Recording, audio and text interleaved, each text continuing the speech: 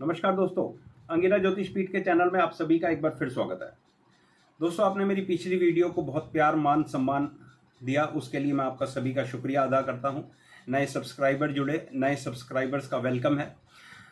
आप लोगों ने कमेंट्स दिए, आपके उन कमेंट्स का भी सत्कार है, वेलकम है। ज़्यादातर कमेंट्स भावनात्मक थे और भी कुछ एक बातें कही गई पवार साहब के बारे में। वो आपके अपने विचार हैं, आपने अपने विचार मेरे उस वीडियो के कमेंट में जाहिर किए, उसके लिए आपका धन्यवाद, मैं उनका सत्कार करता हूं। लेकिन उसके अंदर एक बात कही गई कि पवार साहब जातिवाद की राजनीति करते हैं। मेरे दोस्त, हमारे देश में पूरे देश की राजनीति ही हमारी जातियों के आधार पर चलती है। पूरी पॉलिटिक्स आप देख लो, जातियों के आधार पर ही चलती है। जो नेता, जो व्यक्ति जातियों की राजनीति को अच्छे से समझ लेता है वो कामयाब हो जाता है। आप उत्तर प्रदेश की राजनीति को देख लो, आप देख लो अब की बार लोकसभा में क्या हाल हुआ जातियों के आधार पर। बिहार को देख लो, जातियों के आधार पर वोट डलते हैं। हरियाणा को देख लो, जातियों के आधार पर वोट डलते हैं। मध्य प्रदेश को देख लो, जहां मर्जी देख लो, पूरे देश में एक जैसा हाल है। और बंगाल में देख लो क्या हाल है। तो सब देश में, पूरे देश में एक जैसे ही हाल है। लेकिन ये जातियों के आधार से उठकर आप लोगों को वोट करना है, क्योंकि अगर देश जातियों में बंट जाएगा तो देश का बंटाधार होगा। और इस बात का पता, जो मैं आज बात बोल रहा हूं, इस बात का आप लोगों को पता राहु की महादशा में लग जाएगा। मंगल की महादशा तो निकल देगी, ये निकाल देंगे मोदी साहब, लेकिन राहु की महादशा में जो लोग जातियों के आधार पर वोट करते हैं वो देश को एक अलग दिशा में ले जा रहे हैं। और ये राजनेता भी ये देश को एक अलग दिशा में ले जा रहे हैं, जिसका हिंदुस्तान को नुकसान उठाना पड़ेगा। दोस्तों, यहां पर मैं थोड़ी एक बात ये भी कहना चाहूंगा कि प्लीज आप लोग मेरी वीडियो के ना एंड तक बने रहा करें, क्योंकि किसी ने कमेंट करा है कि आप पुरानी बात कर रहे हैं पवार साहब की वीडियो पर, आप आगे की बात करें। तो वो मेरे व्यूअर ने सिर्फ शुरू के 2-2.5 मिनट देखे और उसके बाद उसने वीडियो बंद कर दी। मैडम जी, अब पूरा वीडियो देखो मैं क्या कह रहा हूं। और आज भी मैंने अपने वीडियो की शुरुआत आप लोगों के कमेंट से करी और मैं कुछ एक लोगों के कमेंट्स के आंसर दे रहा हूं। एक मेरे व्यूअर ने लिखा है कि क्या देश में या महाराष्ट्र में राजनेता का बच्चा ही आगे बढ़ेगा? कोई एक आम पॉलिटिशियन, कोई एक आम व्यक्ति जो पॉलिटिक्स में इंटरेस्ट रखता है, मेहनत करता है, वो आगे नहीं बढ़ सकता? बिल्कुल बढ़ सकता मेरे भाई। अगर आपकी कुंडली में अच्छे राजयोग हैं, अच्छी स्थितियां बनी हुई हैं ग्रहों की, चंद्रमा, शनि, मंगल, सूर्य ये बढ़िया स्थिति में है, राजयोग में लगे हुए हैं, तो आप भी बढ़ सकते हो। जनरली ऐसे ही होता है, राजा का बेटा राजा ही बनता है। और एक राजनेता का बेटा, राजनेता या महिला आगे बढ़ेगी, उसकी बेटी आगे बढ़ेगी या उसका बेटा आगे बढ़ेगा, तो उसके लिए मैं आपको ज्योतिषीय कारण बताता हूं कि अगर इस राजनेता के संतान की कुंडली में पिता की लेगेसी को आगे बढ़ाने का योग है तो वो अपने पिता की लेगेसी को आगे बढ़ाएगा। अगर वो योग नहीं है तो फिर वो आगे नहीं बढ़ाएगा। इनमें से एक एग्जाम्पल मैं आपके सामने बैठा हूं। मेरे मदर, पार्टी का नाम नहीं ले रहा हूं, ऑल इंडिया के एग्जीक्यूटिव के मेंबर थे। जिस स्टेट से मैं आता हूं उस स्टेट के अंदर एक अच्छी बड़ी चेयर पे थे, लेकिन मेरा और मेरे छोटे भाई का पॉलिटिक्स में कोई बहुत ज़्यादा इंटरेस्ट नहीं है। और बहुत लोग हैं जिनके बच्चों की कुंडलियों में ये योग नहीं बनते, तो वो अपने पिता के राजनीतिक जीवन को आगे नहीं बढ़ा रहे। बिहार के मुख्यमंत्री साहब हैं नीतीश कुमार जी, उनका बेटा राजनीति नहीं करता, आप लोगों के सामने ही है। और भी कई लोग हैं। एक मेरे दोस्त का और का बहुत बहुत धन्यवाद करना चाहूँगा।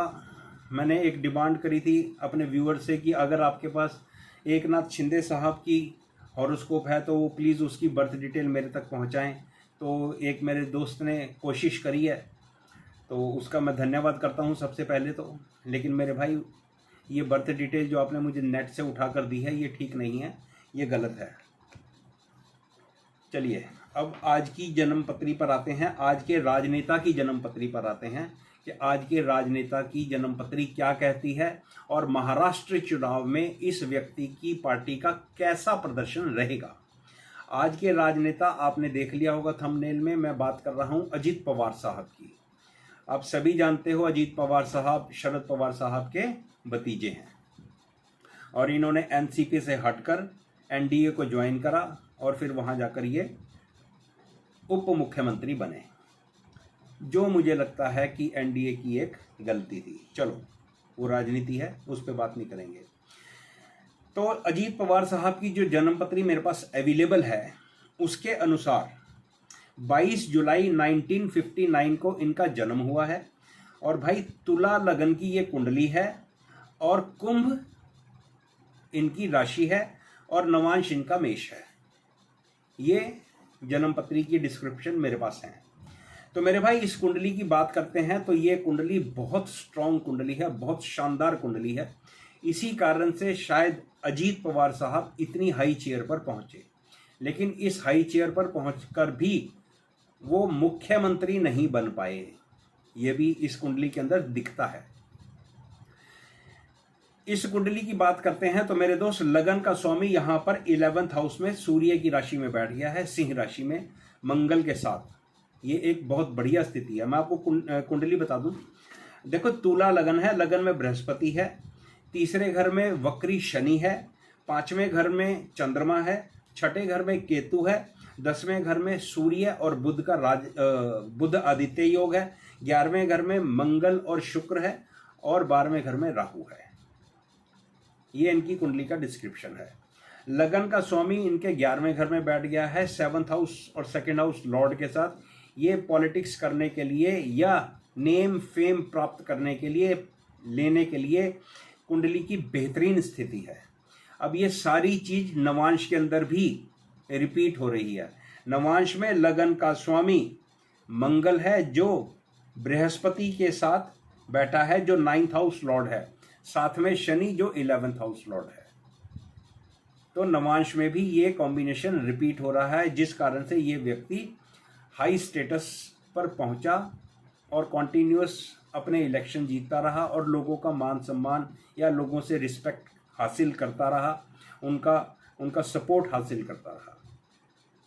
इस कुंडली में आगे चलकर देखते हैं तो मैं हमेशा कहता हूं कि चंद्रमा से कुंडली को जरूर देखो।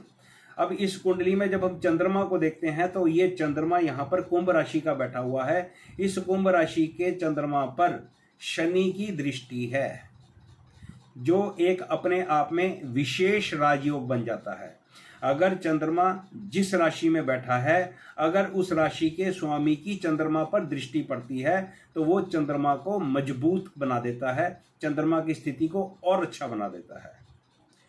अब इस चंद्रमा के ऊपर लग्नेश की भी दृष्टि है, जिस कारण से ये चंद्रमा और स्ट्रांग हो गया।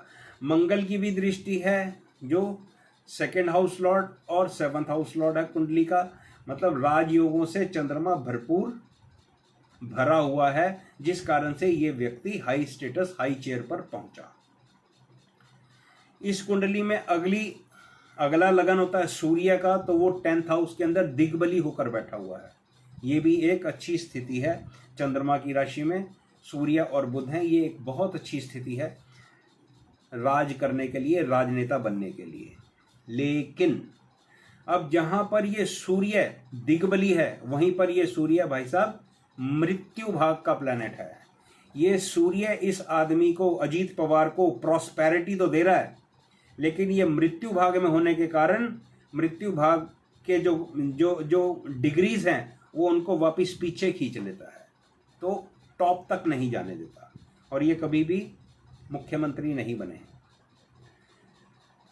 ये कुंडली को अगर हम 2024 महाराष्ट्र के चुनाव के सिलसिले में देखें, संदर्भ में देखें, तो मेरे भाई लगभग जिस वक्त चुनाव हो रहा होगा महाराष्ट्र में विधानसभा का, उस वक्त बुध की महादशा, राहु की अंतर्दशा और बुध का ही प्रत्यंतर चल रहा होगा।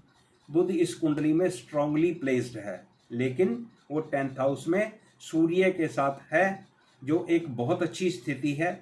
लेकिन ये सूर्य मृत्यु भाग में है, तो ये उतनी बड़ी सफलता इनको नहीं देगा। तो शनि को देखते हैं, तो शनि का ट्रांजिट चंद्रमा के ऊपर है, साढ़सती चल रही है। जो लोग साढ़सती के नाम पर डरते हैं या लोग आपको बेवकूफ़ बनाते हैं, मूर्ख बनाते हैं, प्लीज़ आप ध्यान से सुनो। ये व्यक्ति साढ़सती में ही महाराष्ट्र का उप मुख्यमंत्री बना है। तो साढ़सती हमेशा खराब नहीं होती। मैं आने वाले टाइम में इसके ऊपर भी वीडियो बनाऊंगा, मेरे टॉपिक्स के अंदर ये लिखा हुआ है। तो ये कुंडली इस तरह से एक स्ट्रांग कुंडली है, मतलब बुध की महादशा, राहु का अंतर और बुध का प्रत्यंतर इनके लिए अच्छी खबर तो ला रहा है, लेकिन वो अच्छी खबर उतनी शानदार नहीं होगी। तो मेरा कहने का मतलब है, जब मैं इन सब चीज़ों को जोड़कर देखता हूं तो मुझे ऐसा लगता है कि 2024 के महाराष्ट्र के चुनाव में अजीत पवार और उनकी पार्टी का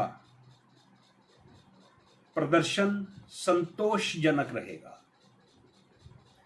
बहुत बड़ा कोई भूचाल आ जाएगा, बहुत बड़ी कोई सफलता मिल जाएगी, मुझे ऐसा नहीं लगता। जिस तरह से आपने देखा होगा शरद पवार साहब की, मैंने पिछली वीडियो में मैंने जितनी बात करी स्टैटिस्टिक्स की, आंकड़ों के ऊपर बात करी। शरद पवार जी की पार्टी भी नहीं है। आप देखो, उन्होंने 10 मेंबर ऑफ पार्लियामेंट, लोकसभा के 10 उम्मीदवार खड़े करे महाराष्ट्र में, 10 में से 8 जीत गए। 80% का स्ट्राइक रेट था सर उनका 2024 के लोकसभा के इलेक्शन में। तो लोग उनको कहीं ना कहीं तो पसंद करते ही होंगे। चलो खैर, तो मैं अपनी बात इस संदर्भ में मैंने आपको एग्जांपल दिया। तो मुझे लगता है अजीत पवार साहब का और अजीत पवार साहब की पार्टी का जो 2024 के महाराष्ट्र के विधानसभा के चुनाव होंगे, वहां पर संतोषजनक प्रदर्शन रहेगा। कोई बहुत बड़ा, बहुत अच्छा प्रदर्शन नहीं रहने वाला। मैं इस कुंडली को और थोड़ा आगे जाकर एनालाइज करता हूं, इसके साथ ही जोड़ रहा हूं मैं अजीत पवार जी की, क्योंकि इनकी हॉरोस्कोप पर एनालिसिस किया जा रहा है। तो आगे चलकर बुध की प्रत्यंतर, फिर केतु का प्रत्यंतर और फिर शुक्र का प्रत्यंतर 2025 आ जाता है। तो शुक्र इनकी कुंडली में बहुत अच्छी स्थिति के अंदर है। ये शुक्र को देखते हुए मैं ऐसा अनुमान लगा रहा हूं, मुझे ऐसा लगता है, हो सकता है मैं गलत हूं, लेकिन मुझे ऐसा लगता है कि ये व्यक्ति पलटी मारने वाला है। विधानसभा के चुनाव के बाद में अजीत पवार साहब हो सकता है कि शरद पवार साहब के साथ वापस मिल जाएं और ये चाचा भतीजा फिर से एक साथ चलकर फिर से अपनी पार्टी को आगे लेकर जाएं। ऐसा मेरा एक अनुमान है। देखते हैं प्रभु को क्या मंजूर है। मैंने तो अपना अनुमान आप लोगों के सामने रखा है। तो ये एक छोटा सा वीडियो आप लोगों के सामने महाराष्ट्र 2024 के चुनाव में अजीत पवार साहब की पार्टी का कैसा प्रदर्शन रहेगा, उसके ऊपर मैंने आप लोगों के सामने अपने विचार रखे हैं। बाकी परमात्मा के हाथ में है, वो ज़्यादा बेहतर जानता है। आप सभी का बहुत बहुत शुक्रिया मेरा वीडियो देखने के लिए। उम्मीद है आप लोग मेरे वीडियो को लाइक और शेयर जरूर करेंगे। धन्यवाद।